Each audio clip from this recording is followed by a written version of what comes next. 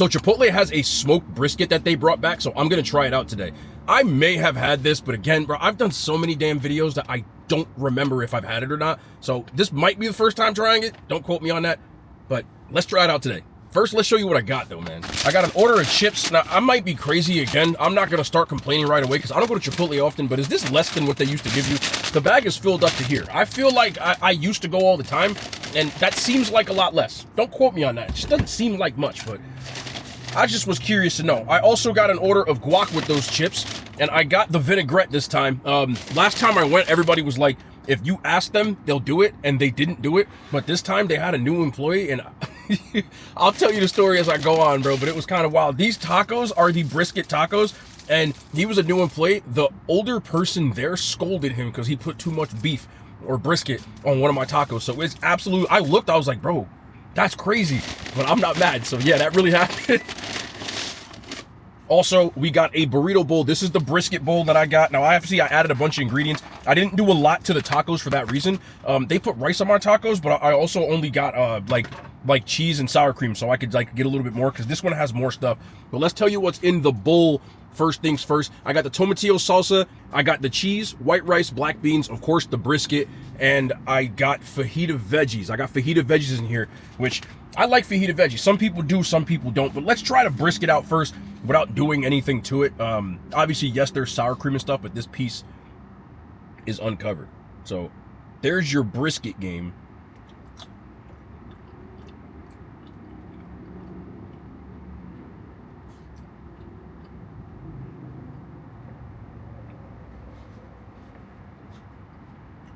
I'll eat it. That's my immediate reaction. I'll eat it. What this tastes like to me, it's just their steak that they put some sort of smoky seasoning / salsa blend on there to give it the resemblance of brisket. It doesn't taste any different from their steak. It's no more or less tender than anything else that they had. Again, that doesn't mean that it's bad. It's not moving me to the point that I'm like, oh, now Chipotle is goated. You know what I'm saying? But I'm not going to sit here and tell you that I don't like it. I think Chipotle at this point, it used to be to me, like this is my real opinion on Chipotle. I'm going to tell you as I'm mixing this. Chipotle to me has become overhated, which is crazy to say because I am one of the biggest proponents of saying that it's overrated. But since the debacles that they've had, and rightfully so, they've had a lot of debacles recently, of, you know, kind of underfilling people's bowls, not giving people enough meat, not giving people enough of this, the DoorDash orders getting screwed up, people feeling like they got ripped off. Some places they got changed containers. I've seen where the container was smaller, so it was way less food. So I can completely understand the heat that they've been taking, and they've tried to actively like change stuff about it. So they said they did things to add more stuff to their bowl. Now, I used to eat there all the time. This is a moderate amount of food. It's not a ton of food. Again, I can't tell you if it's more than normal because I'm just not a person that eats there a ton. Let me add my ingredients to this. So this first one is Tabasco. It's their Chipotle Tabasco. If you go to like the part with the knives and the forks and stuff, they always have a bunch of Tabasco, but I like the smoky Chipotle one. And obviously we've got their vinaigrette, so I'm gonna add a little to that. Everybody knows what this is. The difference with the one that I do normally is that I add Tabasco to it. I'm not trying to act like I'm trying to invent some food hack because everybody does this damn thing, and that's more than fine, because they should. So let's add some sour cream.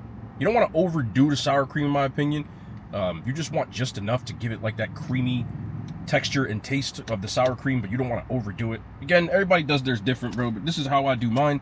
We close these bad boys up. Let's get into this bowl. I don't want to ruin none of my stuff in the car, bro. We got a lot to talk about today, so this one's gonna be a little more relaxed because I just literally, that's the Chipotle, that's what it is, the brisket. There's nothing else here that is any different. So I'm gonna try it in the taco and try it in the bowl, but let's try this mixed up and then we'll add the stuff to it.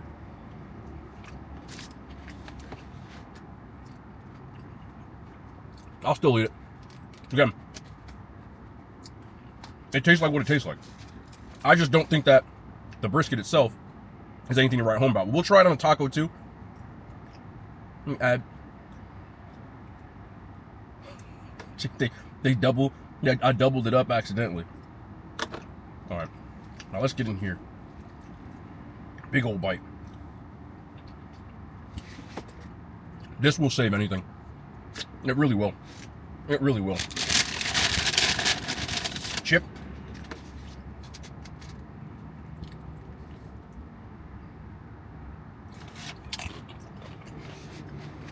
It's a good day at the office, though. Sometimes the steak can be a little rubbery. It's not today. I also got fresh rice and fresh brisket. When I walked in, it was pretty empty. And the lady said we're running out, and he scooped mad, like, all new stuff on there. So all my stuff is new, which is fantastic. This bowl, though, I'm not going to lie. With or without the brisket, that's like a solid 8.5 out of 10. Let me get one of these tacos right quick. Let's do the taco. Yeah, look, watch. You could be able to see real quick. Look how big this damn taco is. This is straight up brisket in your mouth. The other ones have way less because she said something. She told them in Spanish. She said, don't put that much in there. I wonder if people know that I know what they're saying, because I kind of like snicker, but I don't.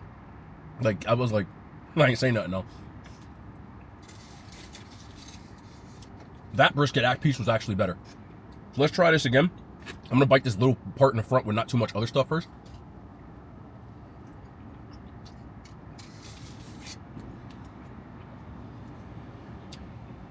I think this bowl has the old brisket, and this one has the fresh one.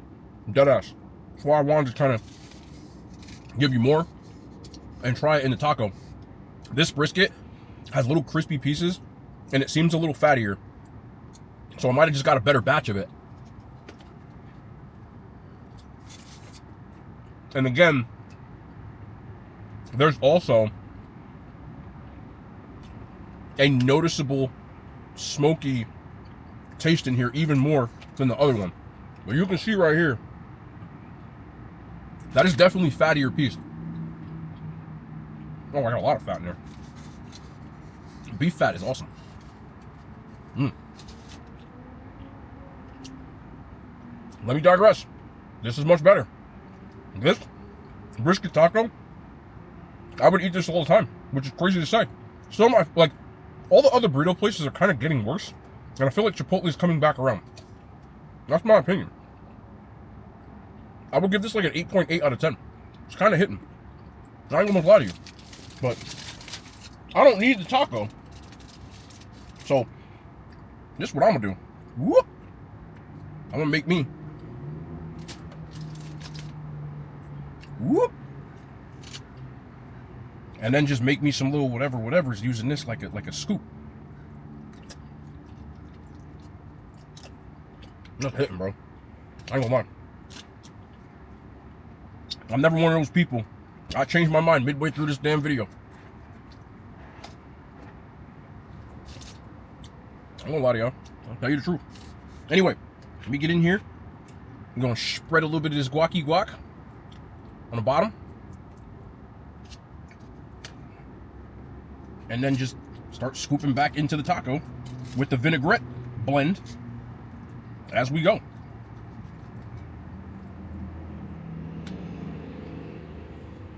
There we go. There we go. There we go.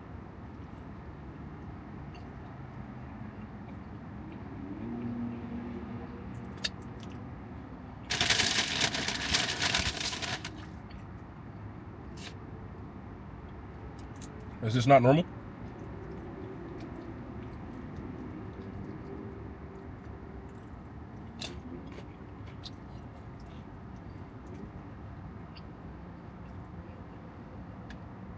The tortilla today, at least that one, is kind of like, I don't know if you can see me kind of yanking. It's a little chewy today. So I might go away from the tortilla, to be honest. But I like the brisket. I would just say this. Locations matter. And I know there's no way you can actually tell this. But if you can, make sure you get a fresh batch. Because that made all the difference in the world. Now with stuff like this, I always like to give y'all where my head is, because we were having a conversation on stream yesterday. I don't really have a persona when it comes to being online. Like, I don't have anything that I'm trying to do that I'm like, I turn on the camera and I turn into somebody else. I'm just me, Like, that's why it comes off sometimes as like, there's some days where I have mad energy, some days where I don't, some days where I'm super chill, some days where I'm like animated, because that's just how I feel that day. So, right now, what I want to do is bring more videos back like this, where I can kind of just chill and talk. I can still do it in a car. You know what I'm saying? And whatever I have to talk about on that particular day, I can have whatever conversation that I want to have. You know what I mean? That's kind of like my mood for the day.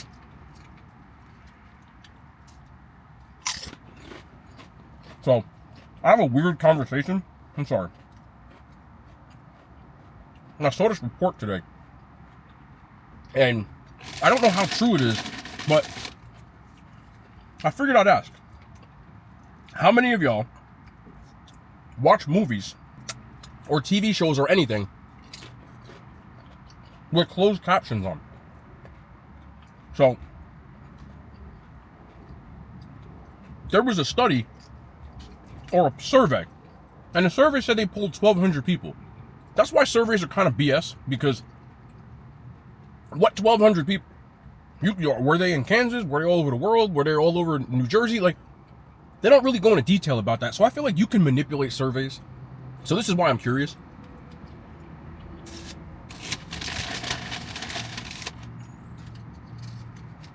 So how many of y'all watch TV or shows with the captions on them? Apparently, amongst millennials and Gen Z particularly, more than half, according to their poll, watch movies with closed captions on them when they can. Obviously, you can't do that in a movie theater, but you know what I mean. Personally, I do. Every single time. I don't know why, but I almost need the captions. I read them, but also watch the movie at the same time. And I just think it's better to watch the movie, because sometimes you may miss a word or not quite hear it, but it's on the screen to kind of help. And I've always found that more enjoyable. So ever since DVDs became a thing, because you couldn't do that obviously with VHSs in the 90s. Yes, 90s baby. So I just wonder how many of you do that every single time. And I've had women I've dated, you know, whatever, over the years, we still at my crib, we're watching a movie, and they're like, why do you always have the captions on? I'm like, because the movie's better with the captions on. I don't know why that's weird, but I thought that I was not amongst the majority of people who did that. Because of the people that I've ever known in my life, I've never seen anyone do it. Never. So, I was just curious. Every TV show I've watched, probably again since DVDs, so you're talking like, I think in my house we switched over to DVDs probably like late 90s. I was still a kid, but my mom bought, I swear to you, you don't know, I'll give you a little bit of background story. It makes sense when you tie it in. So, when I was really young, I grew up, I don't like saying words like the hood because it sounds corny, but I grew up like in the inner city. You know, project building type of vibe. Elevators that didn't work ever, and the stairwells had, you get the idea. I don't want to go into all that detail, it's not important. By the time I got to like young childhood, you know, not like toddler kid, but like you talking like 5, 6, 7, we moved to a town that was more suburban. Parents saved up money, we got a little house. It was a duplex, but we had one side, which was crazy for us. You know what I'm saying? Because our apartment when I was a kid wasn't a vibe. But when we got there, we immediately started stockpiling VHSs. Like, my mom must have bought, in like a 4-year span, like, I'm not exaggerating, 100, 200, 300 movies, like hundreds of movies. We had shelves of VHSs, like big ass shelves.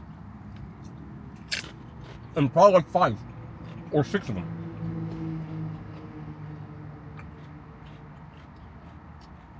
All of a sudden, VHSs kind of went obsolete. And my mom turned around and rebought 300 movies in DVD.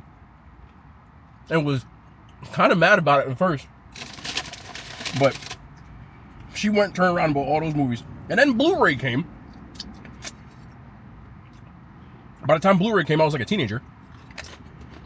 And they, as compared to DVDs and VHSs, again, if you're a little bit older, you probably noticed.